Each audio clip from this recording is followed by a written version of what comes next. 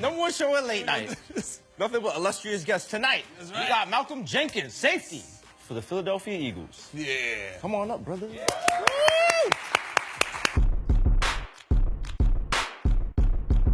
What was it like being a football star at Ohio State? It was fun. I'm from Jersey originally, so going all the way out to Ohio was different. Yeah. I moved out there, but it was fun, man. I played under Jim Tressel. Legendary. We went to 2 national championships. Unfortunately, lost both of them. Right. Well, but it was cool. Had a good time. But you did get, you have a Super Bowl ring. I do. Yeah. My first year in the league, got a Super Bowl ring, and been chasing it ever since. Well, I mean, what's that like? Your first year, you got it. Yeah, like most people, yeah. So high school, I won 3 state championships. Went to Ohio State, went to 2 national championships, 4 bowl games in a row. Get to the league, I win a Super Bowl. I'm like, okay. You like, you got the Philly, and it was like, what is that? Man, I ain't been But it's tough, man. Working on it, man. So I've seen it, in New Orleans. That was the first time that team won the Super Bowl. Been to the Super Bowl. Right. I'm trying to get that same thing in Philly. You was doing numbers out there. Yeah. Who's your favorite team to play against? My favorite team to play against has got to be anybody in the East. Yeah. The NFC East is fun. Giants is fun. Going to Dallas is fun. The Redskins is always competitive. You said Tony Romo's out. You can't pick him off in the 4th quarter with 10 seconds left? Yeah. You know what? That's the one I hadn't picked. I never picked him off. So that's unfortunate. Oh, damn. Tony was giving him out, but you never got one. I know, yeah. I ain't never get one. I felt like it was personal. He's coming back. I got you. I'm going to come back for 1 week. Giving out rain checks. Yeah.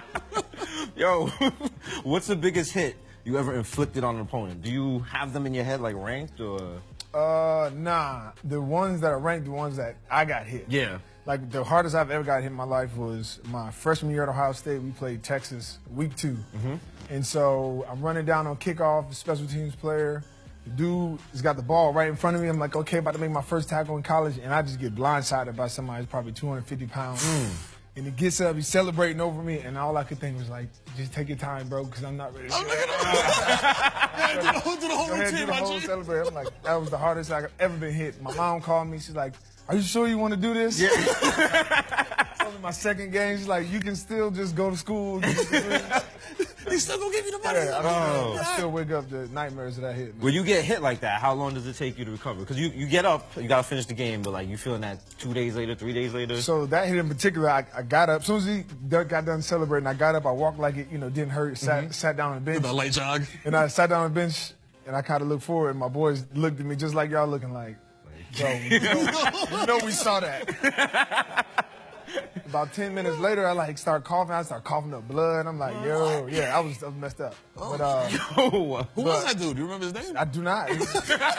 He watching at home like, yeah, I got it. Yeah, that was me. Yeah, they had some fun with that tape. But, yeah, I mean, after that, though, your body gets a little used to it. Take about 7 days to recover from every game. But from that point forward, I was never 100%. You've been involved in criminal justice reform? Yes. Do you feel being an athlete helps you? Definitely. Yeah. I mean, for me, it started last year when Philando Castile was shot. And then you had Alton Sterling was within a day of that. Then you had 5 officers in Dallas shot. I'm like, all right, I want to do something. And that kind of got me into criminal justice reform. And a group of players, including myself, were able to go to D.C., meet with members of Congress. And that's kind of when I realized, like, being a football player, being an athlete, it gets you access to people that the people who do this work every day can't get. Right. You know what I mean? So the people like Black Lives Matter, all these other ground roots organizations can't just go to Capitol Hill and just sit down with a congressman, or just walk into a police station and sit down with the chief of police. Right. We can do that. And so we're trying to use that platform to kind of bridge some gaps, to put some pressure on some people to make decisions, and continue to push that agenda. So in the past year, you visited a prison, and you've also gone along on police ride-arounds. Yep.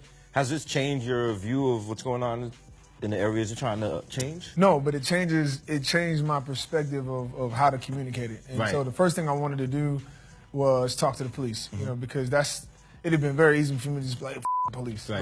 But I'm like, you know what, I want to hear from their voice what the issues are. I want to see what they deal with, and also bring the voices of the community to the table. And in doing that, there was some common ground, some tough conversations, and through the ride-along, I was able to see examples of police officers that do it right, that we can go into the neighborhood. It's an all-black neighborhood, a white white officer, and all of them give him hugs, and they know him. He knows them, knows the kids. And then we can go into another one. We responded to a shooting, and it's a group of 10 officers all in the middle of the street. Nobody's talking to anybody. There's plenty of people out in the community, but there's no relationship. Everybody's frustrated. And so you can see where it was broken. And that led to more of the criminal justice system and prisons and mass incarceration. So I was advised, you should probably go speak to some of the prisoners. So I took a trip to Graterford Prison, sat down, toured the facilities. I'd never been in a correctional facility. What was that like? It was crazy because I thought we were going to have more security or needed more security. So, but it was just us and 3 women giving us the tour. And they took us into the B block and closed the door behind us. And I'm like, okay. Y'all got baby, right? Like 15 minutes? But it changed my perspective because I'm like, I really had no reason to feel that way, which is, I think, everybody's false perception. And then we were able to sit down, a group of inmates, just us, all the security left the room and let us to talk. And it was eye-opening because I think 4 out of the 6 guys that sat there were juvenile lifers.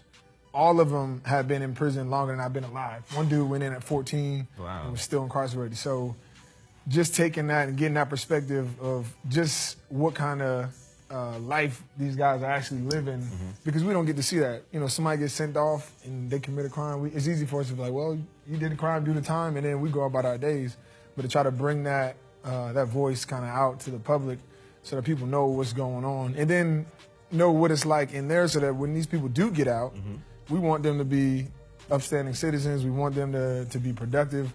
And we want to feel safe when they get out. Right. Well, we got to look out for them along that process. And that's something that's not happening now that we're trying to push forward.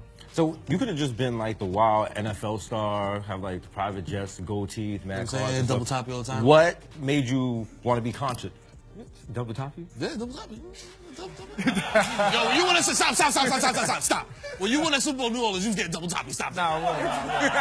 Come on. First time ever New Orleans? No. History? Come on. Why are you being hot? Why you that's not hot. That was years ago. Your man's over here talking about criminal justice reform. That was years ago. About getting the double top. I was with my wife at the time. See? My girlfriend at the time. Yeah, no. So now. My girlfriend at the time. Okay. Wife not yet. So you was playing football and living that Greek life. You must have went to some wild parties, dog, in college. I did. Was I was more of a house party guy than a club. Oh, them shits get wilder than the clubs. Yeah, they do. It was fun.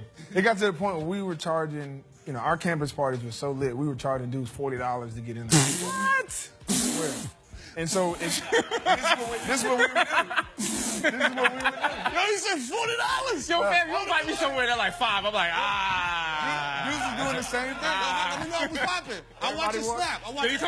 Yo, you gonna come through? I watch you on the snap. through? Nah, I'll hit you on the snap. Yo, hit me when you there and I'll come through. Let me know. Yeah. You was to say the same thing, walk in like $40. $40. We'd be like, all right, excuse me, step to the side, and then like 10 women walk in. They're like, damn. All right. Yo, $40 is like New Year's. Like, whoa. We had all the drinks, we had food, music. It didn't close. We went until like 6 in the morning. Damn, time. I paid $40. I gotta shoot that car up. Like, nobody go home. You've been hit by other people. You've been knocked out cold. But this might be the scariest moment of your life. What do you want your rainbow to say? What happens on Earth stays on Earth. Think about that. And everybody watching this shit smoking bad. They're like, They just sit there now. Yo. Yo, dead ass though. He's right. Yo.